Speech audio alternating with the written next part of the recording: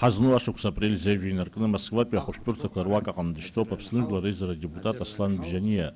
Иаалырҟьан иара игәабзиара ашәарҭа иахьҭагылаз изаҳаз зегьы ргәы днархьеит. Убри анаҩсгьы ачымазара акәша-мыкәша иҟоуп еиуеиԥшым ацәажәарақәа. Џьоукы ргәы иаанагоит хәшәла игәабзиара шьақәдырҟьазар алшоит ҳәа.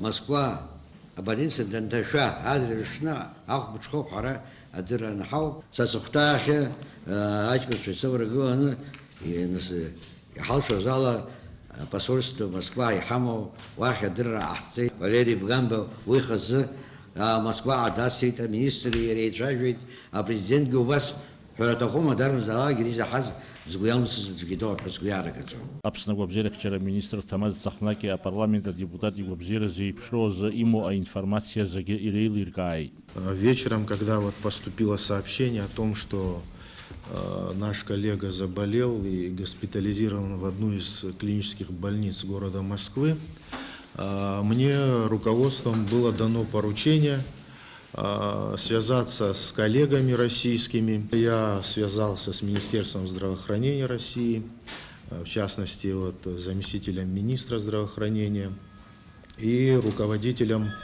Международного департамента Минздрава. Они после того, как получили информацию, дали соответствующее указание руководителю департамента здравоохранения города Москвы Хрипуну, который лично взял на контроль этот вопрос. В ходе устной беседы с заместителем министра здравоохранения России Костенниковым мне было сказано, что действительно вот коллега наш поступил с предварительным диагнозом пневмония вирусной этиологии, осложненное течение, и находится на стационарном лечении в городской клинической больнице имени Буянова. Все необходимые специалисты были подключены с момента поступления.